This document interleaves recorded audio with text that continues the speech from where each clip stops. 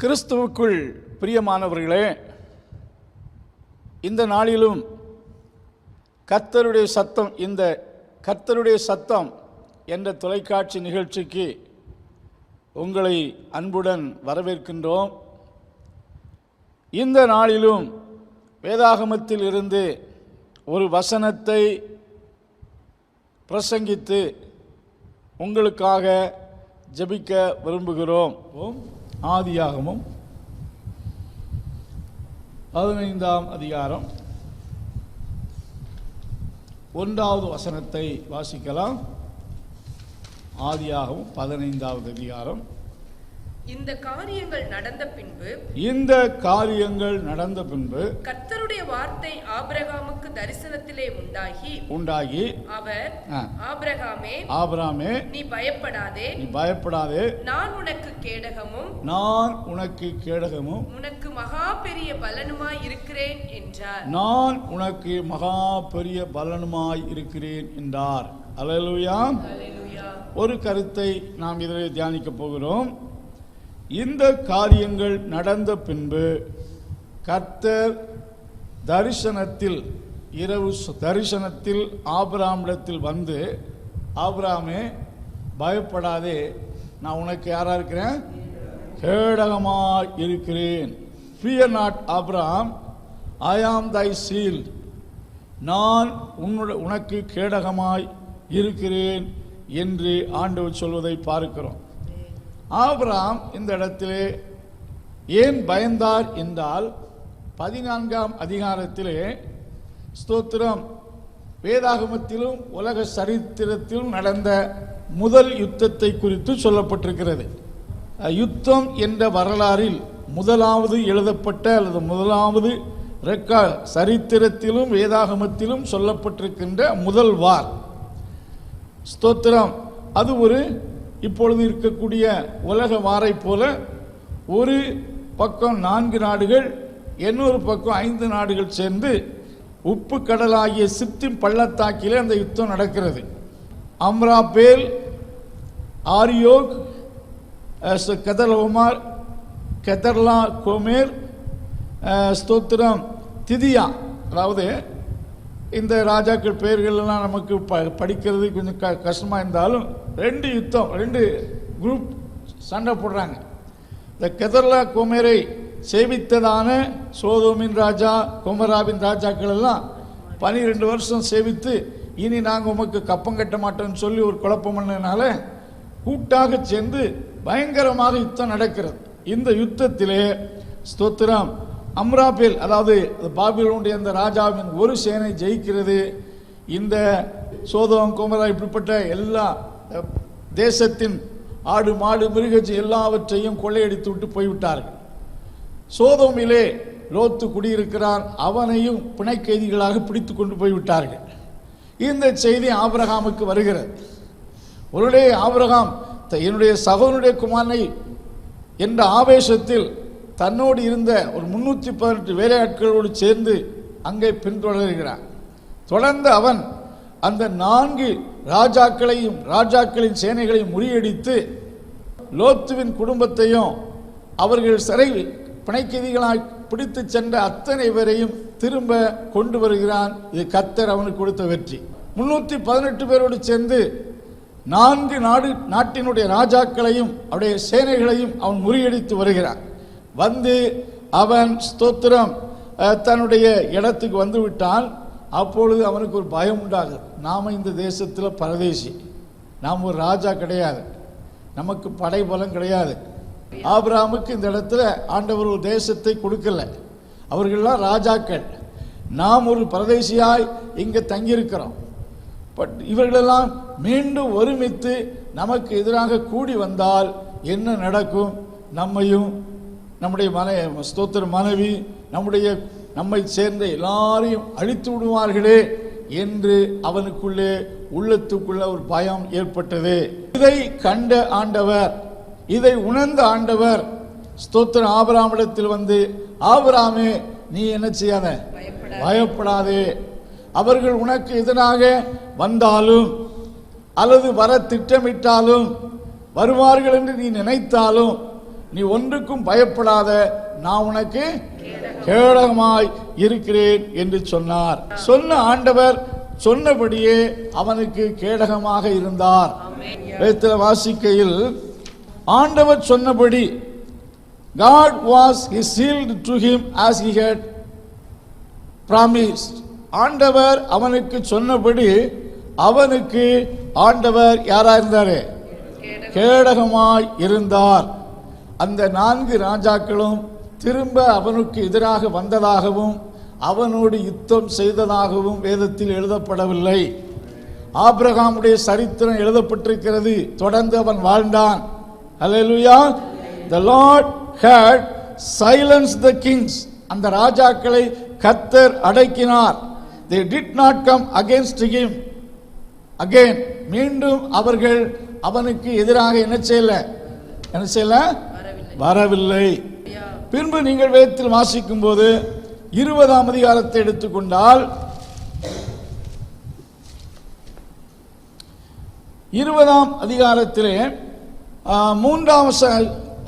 1ஆம் வசனத்தில் வாசிக்கும் போது ஆபிரகாம் அவ்விடத்தை விட்டு தென் தேசத்துக்கு பிரயாணம் பண்ணி, ஆண்டவர் முதலாவது அவனுக்கு தரிசனமாகி கொடுத்த இடம், கர்த்தர் கொடுத்த இடத்தில் இருந்து ஆபிரகாம் தென் திசைக்கு சென்று கேராவூர்ல போய் தங்குகிறான்.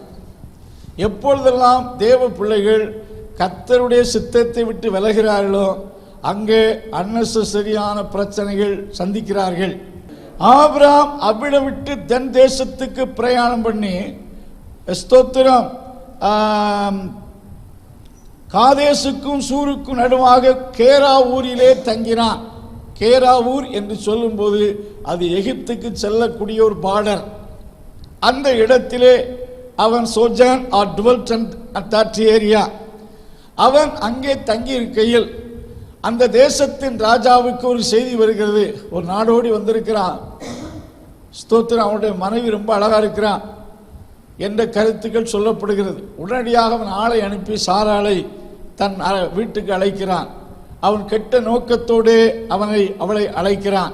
அந்த இடத்துல 3ஆம் வசனத்தில் வாசிக்கும் போது, தேவன் இரவிலே அபிமெலேக்குக்கு சொப்பனத்தில் தோன்றி, நீ அழைப்பித்த ஸ்திரீ நிமித்தம் நீ செத்தாய், அவள் ஒருவனுடைய மனைவியாயிருக்கிறார்.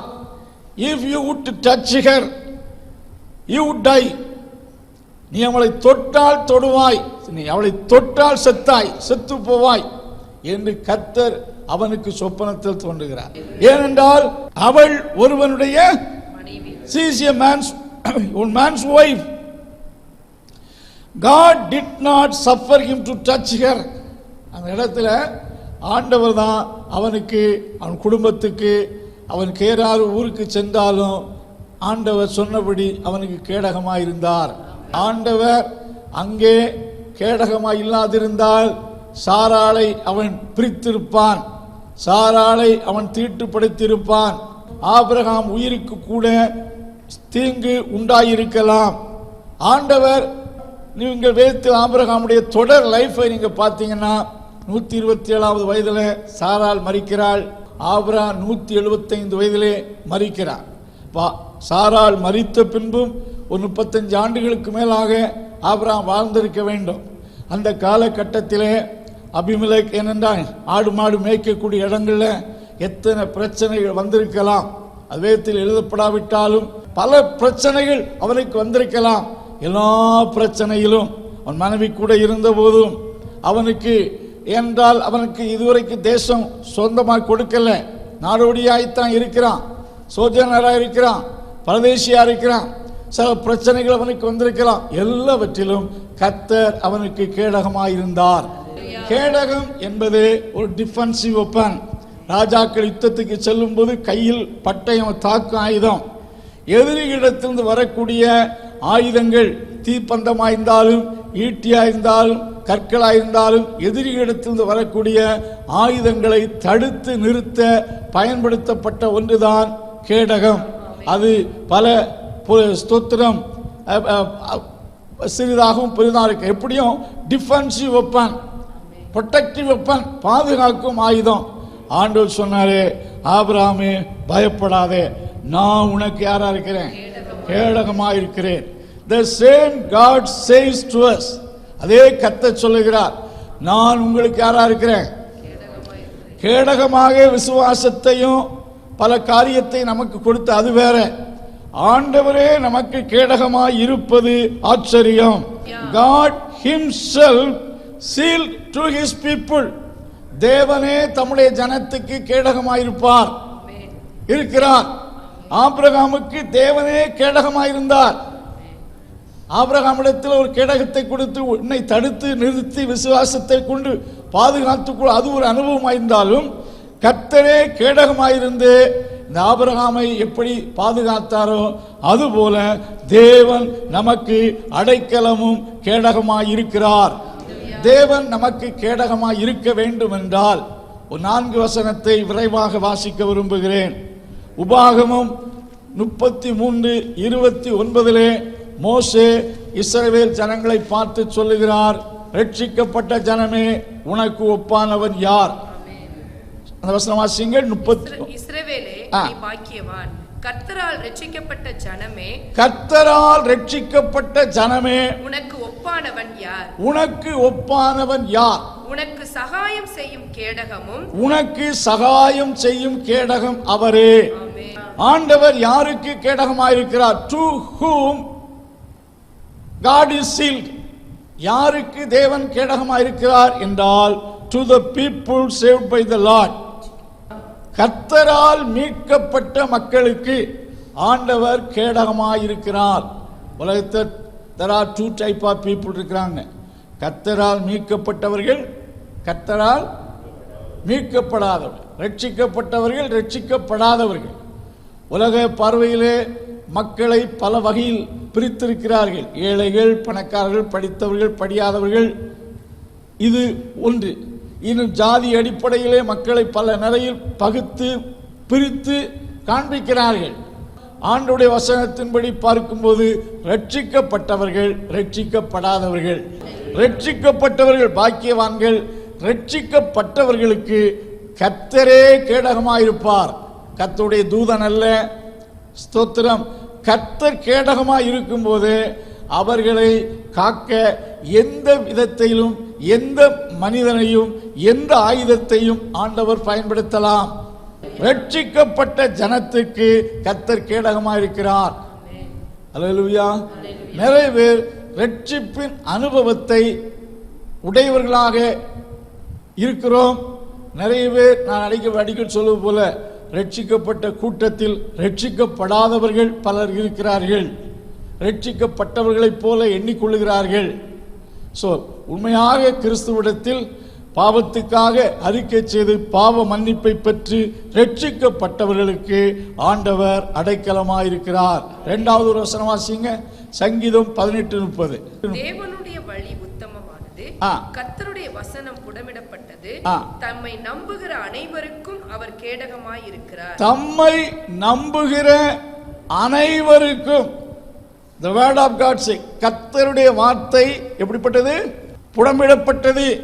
கர்த்தருடைய வார்த்தை சொல்லுகிறது, the Lord is sealed to all those who trust in him.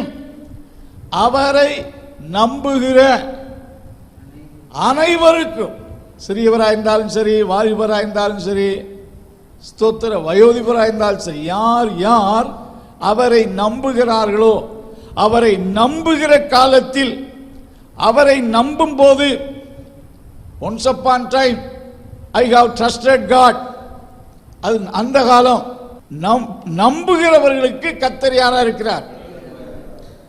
நம்புகிறவர்கள் என்று சொல்லும் போது trust in present tense இருக்கு. The Lord is sealed to all those who trust in him, not trusted. அல்ல நம்ப போகிறவர்களுக்கு அல்ல, நம்புகிற அனைவருக்கும். Do you trust in the Lord? கர்த்தரை நம்புகிறீர்களா? உங்க இருதயத்தை நம்புதல் என்பது சாறுதல். Trusting mean depending on him. அவரை சாறுதல். உங்கள் இருதயத்திலே கர்த்தர் கொடுத்தவைகளில் நம்பிக்கை சாரக்கூடாது. கர்த்தர் கொடுத்த வசதிகள், கர்த்தர் கொடுத்த வாய்ப்புகள், கர்த்தர் கொடுத்த ஸ்டடீஸ், கர்த்தர் கொடுத்த ஐஸ்வர்யம், கர்த்தர் கொடுத்த ஜாப், இதெல்லாம் God given things. God is the source. So இவைகளுக்கு அப்பாற்பட்ட நிலையில் நாம் கர்த்தரை நம்ப வேண்டும். அது ஒரு ப்ராம்ப்ட் எக்ஸாம்பிள். டேவிட் எப்பொழுதுமே கர்த்தரை நம்பினான். அவன் கையில் இருந்த பட்டயத்தையோ தன்னோடு இருந்த ஜனங்களையோ அவன் தனக்கு பாதுகாவலாக கருதவில்லை. கர்த்தரை முற்றிலும் நம்பினான். He was a trusted man in God. கர்த்தரை நம்பின மனிதன். ஆகையால் தான் கோலியாத்தா இருந்தால் உன்னுடைய பட்டயத்தினை கர்த்தர் தப்புவிப்பார் என்று சிங்கத்தின் வைக்கு தப்புவித்த தேவன் உன் கைக்கும் தப்புவிப்பார். கர்த்தரை நம்பினான். நம்பின அவனுக்கு கர்த்தர் கேடகமாக இருந்தார். ஆண்டவர் மேலுள்ள நம்பிக்கை நமக்கு ஒருபோதும் குறையக்கூடாது, விட்டுவிடக்கூடாது. நம்புகிற அனைவருக்கும் அவர் கேடகமாயிருப்பார். கர்த்தரே கேடகமாயிருப்பார். 3வது வசனத்தை வாசியுங்கள். சங்கீதம் 5:12. கர்த்தாவே நீ நீதிமானை ஆசீர்வதித்து, கர்த்தாவே நீ நீதிமானை ஆசீர்வதித்து காருண்யம் என்னும் கேடகத்தினால் அவனை சூழ்ந்து கொள்ளுவீர். நீர் காருண்யம் என்னும் கேடகத்தால் அவனை, the Lord will bless the righteous and he will surround him with favor as with a shield. தன்னுடைய தயவு என்னும் இரக்கத்தால் அவனை சூழ்ந்து கொள்வார். கர்த்தர் சூழ்ந்து கொள்வார். அதாவது ஆண்டவரே நீதிமான் என்றால் ஏதோ ரட்சிக்கப்பட்டவர்கள் பரிசுத்தவான்கள் என்ற கருத்து ஒன்றில் சொல்லப்பட்டாலும் நீதிமான் என்ற வார்த்தைக்கு ஒரு சரியான மொழியாக்கம் என்னவென்று சொன்னால், the man who has right standing with the Lord.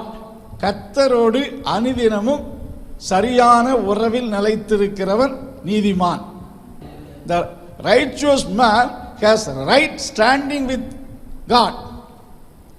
ஆண்டவரோடு உள்ள சரியான ரைட் ஸ்டாண்டிங், கர்த்தரோடு சரியா நிற்கிறவன், அல்லேலூயா,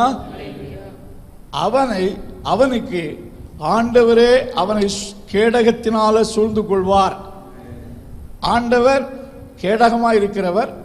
அந்த கேடகமாய் ஆண்டவர் ஸ்தோத்திரம் அவனை சூழ்ந்து, he will surround him with favor as with a shield என்று சொல்லும்போது தன்னுடைய தயை என்னும் கிருபை என்னும் கேடகத்தால் அவனை என்ன செய்வாராம்.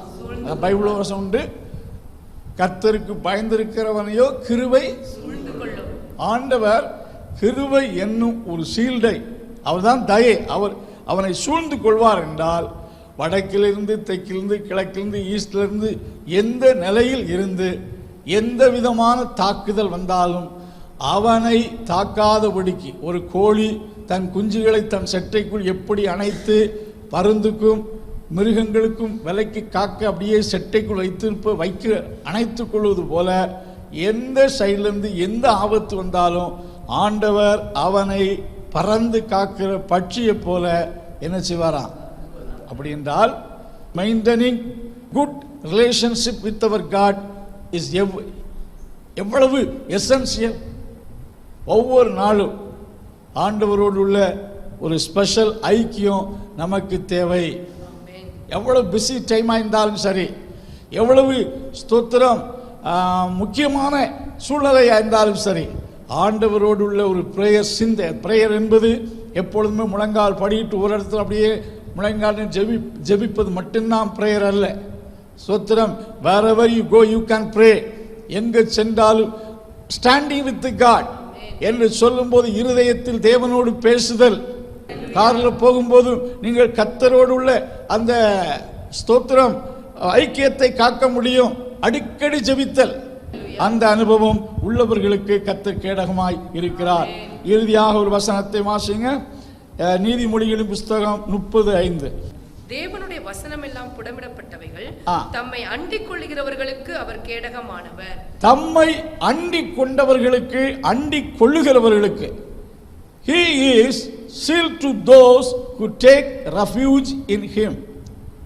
அவரில் அடைக்கலம் கொள்ளுகிறவர்கள், அண்டிக் கொள்ளுகிறவர்கள் என்று சொன்னா, refuge means, அதாவது ஸ்தோத்திரம், பாதுகாப்புக்காக ஒரு அடைக்கலத்துக்குள் வந்தவர்கள் என்று சொல்லும்போது, ஸ்தோத்திரம், அண்டிக் கொள்ளுதல் என்று சொல்லும்போது அவருக்கு நல்ல ஒரு கமிட்டட் லைஃப், ஆண்டவருக்கு அர்ப்பணித்து, ஆண்டவரே இந்த ரெஃப்யூஜ் என்று சொல்லும்போது அந்த ஒரு பாதுகாப்புக்காக ஓடி வந்தவர்கள், அடைக்கலமாய் ஓடி வந்தவர்கள், அடைக்கலம் பெற்ற அவருக்குள் வந்தவர்கள்.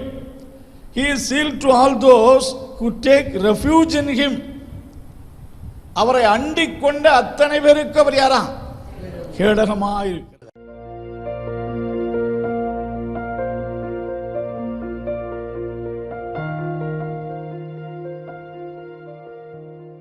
அன்பின் கர்த்தாவே, இந்த நாளுக்காக துதிக்கிறோம்.